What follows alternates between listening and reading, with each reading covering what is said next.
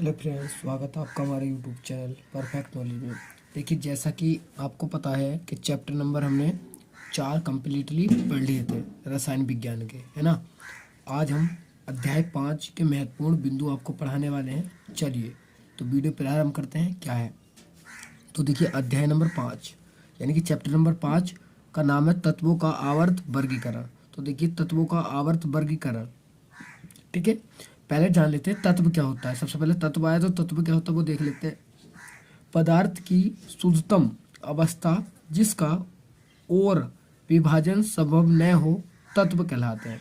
यानी कि तत्व वे होते हैं कि कोई भी पदार्थ हो, उसका वह शुद्धतम अवस्था कि जिसका वियोजन न हो और वियोजन न हो, यानी कि आप उसका वियोजन न कर सके, वह क्या होता है, तत्व होता है। ठीक है, अब देख लिए, ये कुछ बेसिक जानकारी आपको अच्छे से बेसिक जानकारी पढ़ लेनी है। ठीक है, चलिए।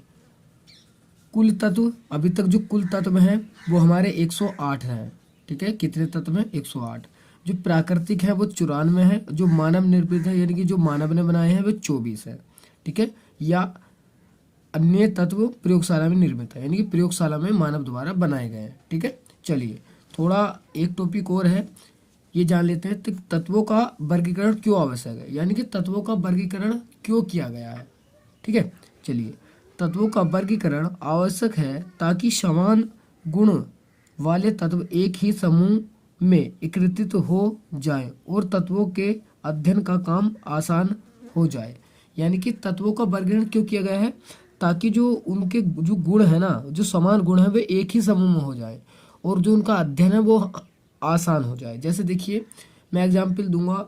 आपने देखा होगा, एक डॉक्टर की दुकान है, वह एक ही तरह की जो दवाई है वो एक साइड में रखता है। जैसे बुखार की अलग अलग कंपनी की दवाई है वो एक साइड रखेगा, या जुकाम की है वो अलग रखेगा। इस तरीके से कोई साबुन है, साबुन अलग धरेगा, या कुछ और है वो अलग धरेगा। तो इस तरीके से, जैसे कि स्टोर में आपने देखा होगा कि साबुन है, साबुन एक तरफ, दाल है, दाल एक तरफ, और जी अन्य चावल है तो चावल एक तरफ है। इस तरीके से उनका काम आसान हो जाता है, ताकि वे कोई भी चीज़ अगर कोई ग्राहक मांगता है वे आसानी से दे दें। इसी की तरह ये तत्वों का वर्गीकरण किया गया है ताकि हम उसका अध्ययन अच्छे से कर सकें। ठीक है, और हमें पता चल सके कौन से तत्वों का गुण सेम है, समान है। ठीक है, इसलिए चलिए आगे टॉपिक देखते हैं। आगे टॉपिक क्या है, देखिए, तत्वों के वर्गीकरण के प्रयास, यानी कि तत्वों का वर्गीकरण किसने किया है। तो देखिए, डोवे राइनर के तर्क, यानी कि डोवे राइनर ने किया है। न्यूलैंड का अष्टक का सिद्धांत न्यूलैंड ने किया है। यह तीसरा मेंडलीव की आवर्त सारणी मेंडलीव ने किया है, और दूसरा आधुनिक आवर्त सारणी। ठीक है, तो इस तरीके से ये कुछ 4 तरीके से तत्वों का वर्गीकरण हुआ है। तो जो हमें हमारे सिलेबस में है वो मेंडलीव और आधुनिक आवर्त सारणी पढ़ना है। ये वाला और ये वाला इस बार नहीं है, कट गया है। ठीक है, चलिए कुछ महत्वपूर्ण तथ्य जान लेते हैं नोट में। चलिए, नोट में क्या है, तत्वों को सर्वप्रथम वर्गीकृत करने का काम एक फ्रांस के वैज्ञानिक लेवोसिए ने किया था। यानी कि सर्वप्रथम जो तत्वों का वर्गीकरण किया था, किस व्यक्ति ने किया था? लेवोसिए ने किया था। कहाँ के रहने वाले थे? फ्रांस के। लेवोसिए ने तत्वों का वर्गीकरण धातु तथा अधातु में किया था। यानी कि उन्होंने क्या करा था, उन्होंने धातु और अधातु छांट लिए थे और उसके अकॉर्डिंग उनको रख दिया था। ठीक है, चलिए अगला पॉइंट, लगभग 30 तत्व के उनके समय में, यानी कि लगभग जो तत्व थे उनके समय में कितने थे? 30 थे। ठीक है, चलिए आगे देखिए। आधुनिक रासायनिक विज्ञान के जनक लेवोसियो को कहा जाता है, इसलिए आधुनिक विज्ञान के जनक किसे कहा जाता है? लेवोसियो को। ठीक है, ये कुछ पॉइंट थे, आपको ये अच्छे से बस पढ़ ले हैं, नॉलेज के लिए हैं। जो क्वेश्चन आएंगे वो मैं अब दिखाऊंगा आपको। ठीक है, जो बोर्ड में कैसे आएंगे, क्या आएगा। चलिए तो अगला अब देखते हैं आगे। चलिए तो अब देखिए मेडलिव की आवर्त सारणी। देखिए, जैसे कि मैंने कहा है कि जो पीछे के 2 हैं हमारे वो कट गए हैं लोग। ठीक है, इसलिए तीसरा नंबर है क्या, जो हमारे सिलेबस में है, मेडलिव की आवर्त सारणी। ठीक है, चलिए वो पढ़ते हैं क्या है। तो मेडलिव के सिद्धांत के अनुसार जो इन्होंने बताया, मेडलिव के सिद्धांत में इन्होंने बताया कि तत्वों के गुण धर्म उनके परमाणु द्रव्यमान का आवर्त फलन होते हैं। इन्होंने बस एक बात कही है, क्या कही है, कि जो तत्व होते हैं ना, उनके गुण धर्म, जो उनके गुण धर्म है कैसे हैं वे, उनके परमाणु द्रव्यमान, जो उनका परमाणु द्रव्यमान है उनका आवर्त फलन होते हैं। ठीक है, ये बात इन्होंने कही है, तो आप ये याद कर लेंगे यहाँ से। ठीक है, और यहाँ तक ये इंपॉर्टेंट बात है, ये आएगा आपको। मेडलिव की आवर्त सारणी किसे कहते हैं, लिखिए 2 नंबर में आएगा, तो आप इतना लिख देंगे बस। तो कुछ और पॉइंट है, देखिए अगला 8 ऊर्ध्व स्तंभ को ग्रुप यानी कि समूह, यानी कि मैडलिप ने जो बनाए थे आवर्त सारणी में क्या बनाए थे, 8 ऊर्ध्वाधर समूह बनाए थे यानी कि स्तंभ बनाए थे, ठीक है, याद रखेंगे। और 7 क्षैतिज पंक्तियों को पीरियड यानी कि आवर्त, ठीक है, तो इन्होंने क्या बनाए थे, 7 क्षैतिज पंक्तियां बनाई थी जिन्हें पीरियड इंग्लिश में कहते हैं या आवर्त बोला जाता है, ठीक है, याद रखेंगे, यहाँ से क्वेश्चन 1 नंबर में आएगा आपको, ठीक है। चलिए कुछ एक पॉइंट और है, देखिए तत्वों से बनने वाले हाइड्राइड एवं ऑक्साइड के सूत्रों को तत्वों के वर्गीकरण के लिए मूलभूत गुणधर्म माना गया, ठीक है। इन्होंने एक बात और कही कि ये इंपॉर्टेंट बात है कि तत्वों के जो बनने वाले हाइड्राइड है एवं ऑक्साइड है उनके सूत्रों को तत्वों के वर्गीकरण के लिए मूलभूत गुणधर्म माना गया, यानी कि उनका वर्गीकरण आसानी से कर देंगे हाइड्राइड और ऑक्साइड के कारण, ठीक है। चलिए अब देखते हैं नेक्स्ट। तो नेक्स्ट देखिए मैडलिप की आवर्त सारणी की उपलब्धियां या उपयोगिताएं। तो देखिए क्वेश्चन यही आएगा कि मैडलिप की आवर्त सारणी की उपलब्धियां लिखिए या उपयोगिताएं बताइए, ठीक है। चलिए तो देखिए पहली जो है पहला पॉइंट वो देखिए मैडलिप ने अपनी आवर्त सारणी में कुछ रिक्त स्थान छोड़े ताकि वह तत्वों को उनके सही क्रम में रख सके, ठीक है। यानी कि पहला पॉइंट इंपॉर्टेंट है इनका, इन्होंने क्या करा था, मैडलिप ने अपने आवर्त सारणी में कुछ रिक्त स्थान छोड़ दिए थे, जैसे कहीं कहीं बीच में खाने छोड़ दिए थे, ठीक है। तो क्यों छोड़ दिए थे ये खाने, ताकि जो तत्वों का क्रम है वो बिगड़े नहीं, वो सही रहे, ठीक है। एग्जाम्पल देखिए आगे है, चलिए मैं दिखाता हूँ।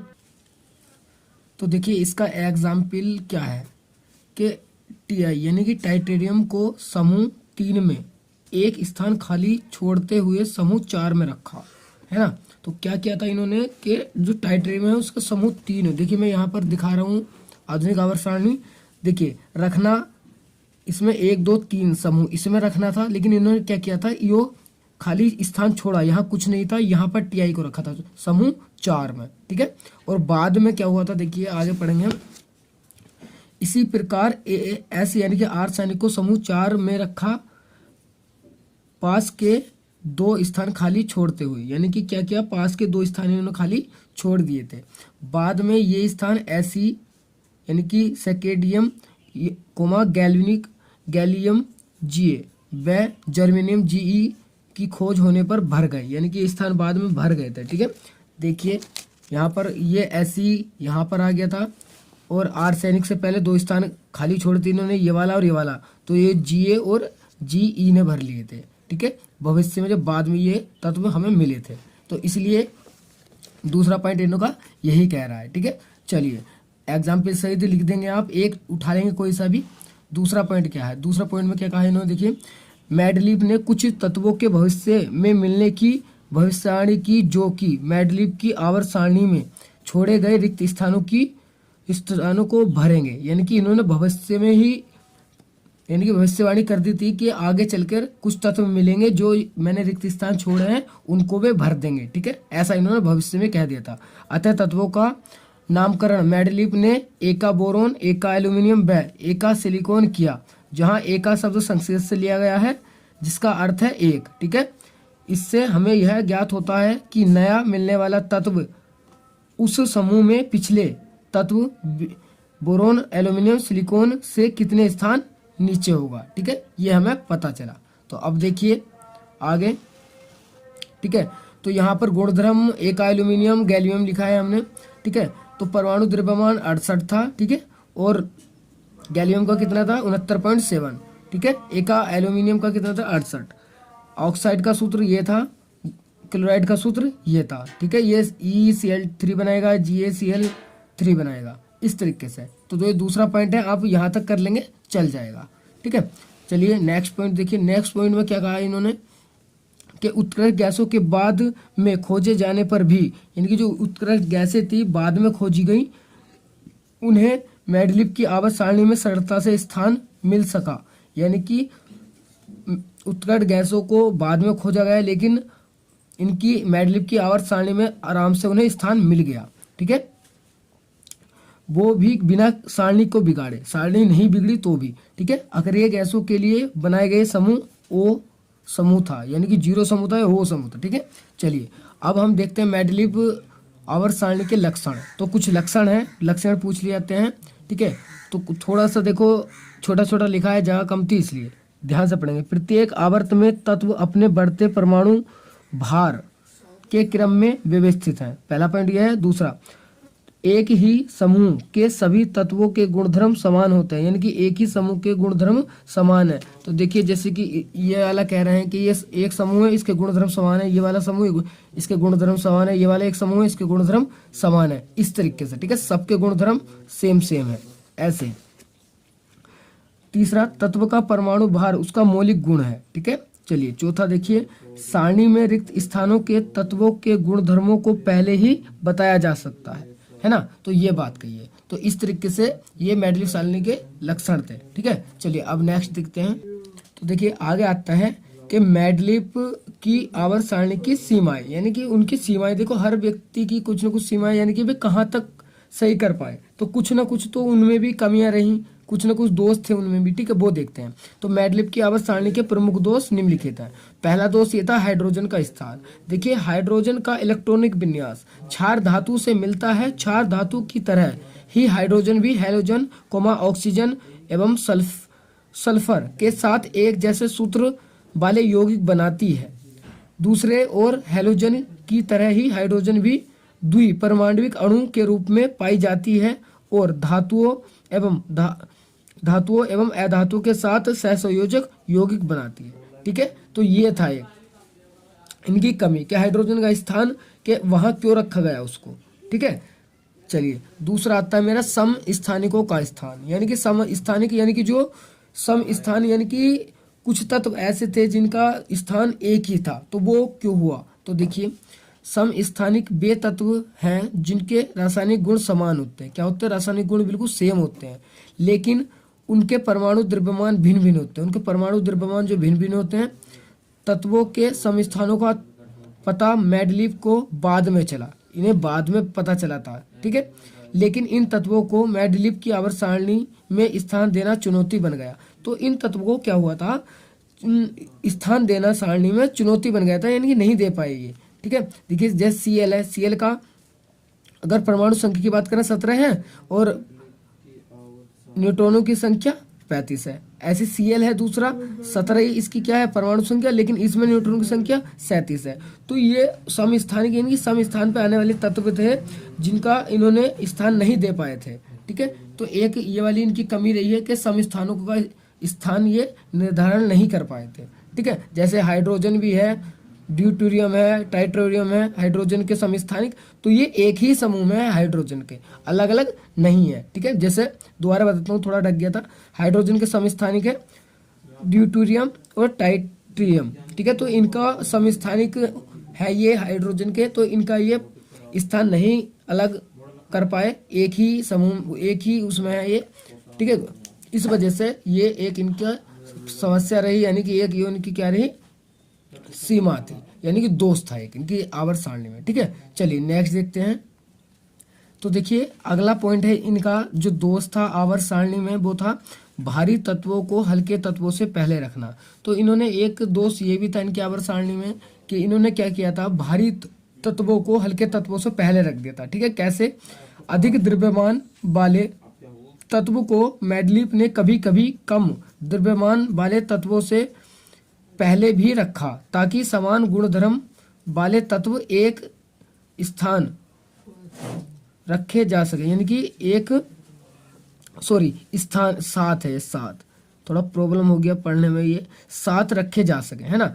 क्या हुआ, इन्होंने इसलिए भारी तत्वों को पहले रख दिया और हल्के तत्व को बाद में, ताकि जो इनकी सारणी है वो बनी रहे, कि उनके जो गुण धर्म है उसके आधार पर वे एक सीक्वेंस में रहें, इसलिए इन्होंने ऐसा कर दिया था, ठीक है। जैसे कोबाल्ट को निखिल से पहले रखा, जबकि दोनों का द्रव्यमान इस प्रकार है, कोबाल्ट का द्रव्यमान है 68.93 और निखिल का द्रव्यमान है 68.7। तो देखिए कोबाल्ट को इन्होंने पहले रख दिया था जबकि इसका ज्यादा है, ठीक है।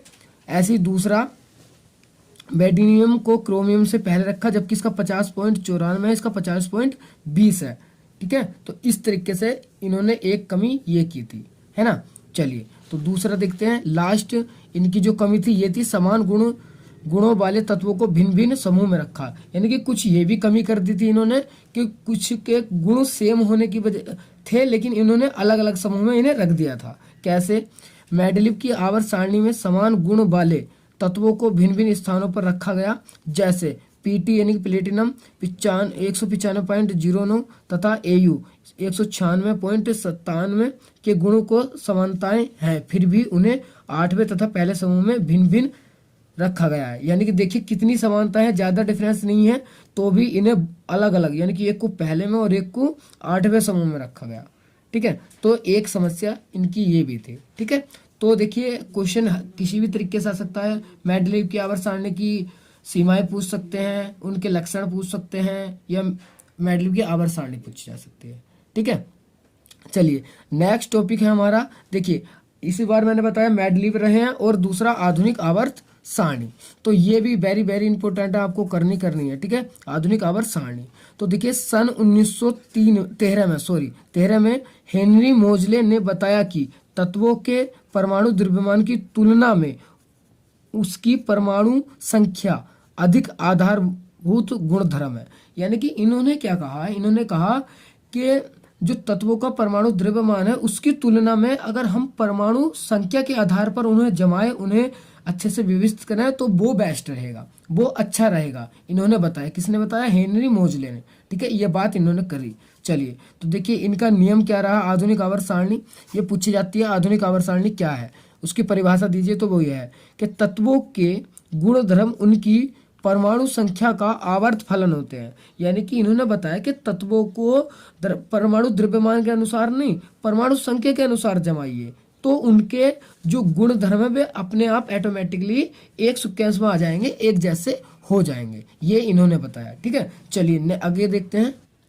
तो आगे देखिए आधुनिक आवर्त सारणी की विशेषताएं या लक्षण भी विशेषताएं होती हैं। ठीक है, तो क्वेश्चन आएगा आधुनिक आवर्त सारणी की विशेषताओं का वर्णन कीजिए। ठीक है, आप विशेषताओं का वर्णन कर देंगे। तो देखिए आधुनिक आवर्त सारणी में पहला पॉइंट लिखा है कि 18 ऊर्ध्व स्तंभ यानी कि समूह थे। यानी कि जो आवर्त सारणी थी, आधुनिक आवर्त सारणी, उसमें कितने समूह थे? 18। ठीक है, याद रहेंगे आपको। चलिए दूसरा पॉइंट था कि 36 पंक्तियां कितनी थी? तो वे 7 थी, और 36 पंक्तियों को हम आवर्त बोलते हैं। क्या बोलते हैं? आवर्त।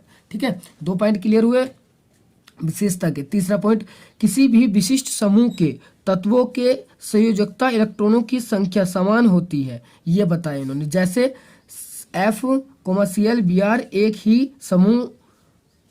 एक ही समूह के सदस्य हैं, वह इनके संयोजकता इलेक्ट्रॉन की संख्या 7 है। तो इन्होंने क्या कहा? जो एक ही समूह के सदस्य होंगे ना, तो या तत्व होंगे, तो उनकी जो इलेक्ट्रॉन की संख्या होगी, संयोजकता इलेक्ट्रॉन की संख्या, वो बराबर होगी। जैसे कि फ्लोरीन, क्लोरीन, ब्रोमीन की है 7, ये इन्होंने बताया है। ठीक है, तो ये वाला पॉइंट याद कर लेंगे। चलिए नेक्स्ट देखिए, समूह में मतलब इस तरीके से कॉलम में ये समूह है। देखिए मैं यहाँ पे दिखाता हूँ आधुनिक आवर्त सारणी, ये कि इधर से ये आ रहे हैं ना, तो ये समूह है, ये पूरा एक समूह है, एक पूरा समूह है, ये पूरा समूह है, इस तरीके से समूह है हमारे नीचे को। ठीक है, तो ये बताया देखिए कि समूह में ऊपर से नीचे जाने पर कोषों की संख्या बढ़ती है।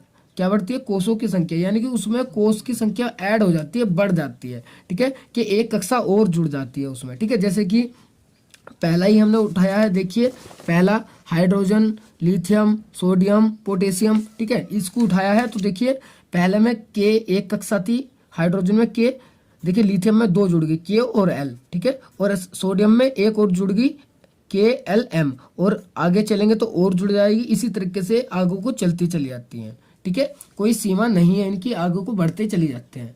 चलिए नेक्स्ट पॉइंट देखिए। नेक्स्ट पॉइंट का है कि किसी आवर्त में बाएं से दाहिनी ओर जाने पर, यानी कि बाएं से दाहिनी ओर जाने पर संयोजकता इलेक्ट्रॉन की संख्या भी में इकाई वृद्धि होती है ना। तो क्या कह रहे हैं ये कि किसी भी आवर्त में बाएं से दाहिनी ओर जाने पर, बाएं से दाहिनी ओर जाने पर क्या होता है? देखिए कि इलेक्ट्रॉनों की संख्या में इकाई की वृद्धि होती है। कितने की? इकाई की वृद्धि होती है। कैसे? देखिए यहाँ पर हमने ये यहाँ से एक ग्रुप उठाया है कि नाइट्रोजन, वो सोडियम, कार्बन, सोडियम, ऑक्सीजन। ठीक है, ये हमने उठाया है। ठीक है, आपको दिखाई दे रहा हो कार्बन, नाइट्रोजन, ऑक्सीजन, फ्लोरीन। ठीक है, ये हमने उठाया है।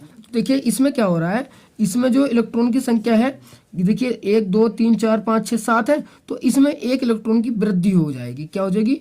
1 2 3 4 5 6 7 और ठीक है कितने 2 2 4 इसमें 6 होते हैं, सॉरी कार्बन में 6 होते हैं, इसमें 7 फिर एक आगे 8 हो जाएंगे। ठीक है 2 2 4 और 2 6। ठीक है इस तरीके से आगे को जैसे एक खाना बढ़ेंगे इलेक्ट्रॉन की संख्या में वृद्धि हो जाएगी। ठीक है ये इस पॉइंट की बात है। ठीक है जैसे कि sodium magnesium aluminium SiP phosphorus ये इस तरीके से आधुनिक आवर्त सारणी में तीसरे आवर्त में आते हैं क्योंकि इनके परमाणु की संख्या इलेक्ट्रॉन KLM कोषों में स्थित है। ठीक है ये है। चलिए तो आप इसमें से इसकी विशेषताओं में से ये 1 2 3 4 5 पॉइंट हैं, आप 3 पॉइंट अच्छे से याद कर लेंगे। ठीक है 3 विशेषता भी काफ़ी है। चलिए आगे देखते हैं। तो देखिए नेक्स्ट पॉइंट जो आता है आधुनिक आवर्त सारणी की प्रवृत्तियाँ। तो कभी कभी क्या होता है आधुनिक आवर्त सारणी की प्रवृत्ति हमसे पूछ ली जाती है। ठीक है कि आधुनिक आवर्त सारणी की प्रवृत्ति क्या है। तो देखिए पहला जो पॉइंट है वो है कि परमाणु साइज, के परमाणु का साइज यानी कि आकार। ठीक है तो वो उसमें पहला पॉइंट क्या है कि परमाणु साइज से परमाणु त्रिज्या का पता चलता है। यानी कि परमाणु के साइज से यानी कि परमाणु का साइज कितना है कितना बड़ा है उससे ही हमें परमाणु की त्रिज्या का पता चल जाएगा। ठीक है एक तो पॉइंट ये है। दूसरा क्या है वो देखिए आवर्त में बाएं ओर जाने पर परमाणु त्रिज्या घटती है। बाएं ओर जाने पर क्या होती है परमाणु त्रिज्या घटती है। नाभिक में आवेश के बढ़ने से यह इलेक्ट्रॉनों को नाभिक की ओर खींचता है जिससे परमाणु का साइज घटता है ना। जिससे क्या होगा परमाणु का साइज जो घट जाएगा। देखिए एक उठाया मैंने BeBCN। ठीक है बाएं से दाएं ओर जाने पर तो क्या हो रहा है इसका आकार देखो पहले 111 पिकोमीटर फिर 88 पिकोमीटर फिर 87 पिकोमीटर फिर 74 पिकोमीटर। तो परमाणु का जो साइज है वो घट रहा है धीरे धीरे। ठीक है एक पॉइंट तो ये याद कर लेंगे आप। दूसरा देखिए कि समूह में ऊपर से नीचे जाने पर परमाणु का साइज बढ़ता है। यानी कि आप अगर समूह में ऊपर से नीचे जाते हैं तो देखिए जो बाएं से दाएं हैं वो इधर की तरफ की बात कर रहे हैं और जो समूह में ऊपर से नीचे की बात कर रहे हैं। तो ऊपर से अगर नीचे जाएंगे तो परमाणु का जो साइज होगा वो क्या होगा बढ़ेगा। ठीक है क्या होगा बढ़ेगा। ऐसा इसलिए होता है क्योंकि नीचे जाने पर एक नया कोष जुड़ जाता है। ऐसा इसलिए होता है क्योंकि नीचे जाएंगे एक नया कोष जुड़ जाएगा जिससे नाभिक तथा सबसे बाहरी कोष के बीच की दूरी बढ़ जाती है और इस कारण नाभिक का आवेश बढ़ जाने के बाद भी परमाणु का साइज बढ़ जाता है। ठीक है जैसे लिथियम है Na है K है। देखिए इसका 152 पिकोफेरेड है, इसका 186 पिकोफेरेड और पोटेशियम का 231 मीटर है। ठीक है पिकोमीटर में। तो इस तरीके से पॉइंट याद कर लेंगे। चलिए नेक्स्ट पॉइंट देखिए कि एक स्वतंत्र परमाणु के केंद्र से उसके सबसे भारी कोष की दूरी ही परमाणु साइज को दर्शाता है या दर्शाती है। जैसे हाइड्रोजन की त्रिज्या 87 पिकोमीटर है। ठीक है तो ये ही दर्शाती है। तो आप ये पॉइंट इसमें से आप ये कम से कम 4 पॉइंट है, 2 पॉइंट आप आराम से कर लीजिए, आप इसकी प्रवृत्ति लिख देंगे। तो यही जो 2 टॉपिक आपके छोड़े थे मैडलिब और आधुनिक आवर्त सारणी। ठीक है तो ये आप कर लेंगे। ठीक है तो देखिए एक पॉइंट और है जो इसकी उस प्रवृत्ति में। ठीक है आधुनिक आवर्त सारणी की प्रवृत्ति में एक पॉइंट और याद रख लेंगे आप इम्पोर्टेंट है धात्विक तथा अधात्विक गुण। यानी कि धात्विक और अधात्विक गुण क्या है। तो पहला पॉइंट इसका है सोडियम तथा मैग्नीशियम जैसे धातुएं सारणी के बाईं ओर स्थित है। यानी कि जो धातुएं हैं वो कहाँ है सारणी के बाईं ओर स्थित है। ठीक है दूसरा पॉइंट क्लोरीन फ्लोरीन ऑक्सीजन व सल्फर जैसी अधातुएं सारणी के दाएं ओर स्थित है। कहाँ है दाईं ओर स्थित है। ठीक है देखिए मैं सारणी दिखाता हूँ आपको।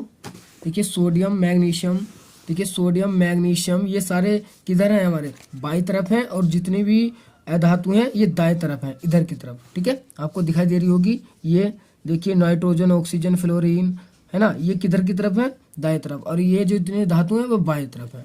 ठीक है ये वाला पॉइंट ये कह रहा है। तीसरा देखिए मध्य में सिलिकॉन स्थित है जिसे अर्ध धातु या उपधातु कहते हैं। यह धातु तथा अधातु दोनों के गुण प्रदर्शित करती है, यानी कि ये धातु के गुण प्रदर्शित करती है, अधातु के भी। ठीक है, आगे जो है वो आगे और विस्तार से है, आपको वो पढ़ने की जरूरत नहीं है, टाइम कम है, तो आप यहाँ तक का पढ़ के चले जाइए। ठीक है, इस चैप्टर में से जो भी उठेगा वो इन 2 टॉपिक में से ही आएगा, इससे बाहर नहीं जाने वाला। चलिए आज के लिए इतना ही, अगले उसमें मिलेंगे। ये केमिस्ट्री खत्म होगी, आप करेंगे फिजिक्स का पहला चैप्टर। ठीक है, धन्यवाद।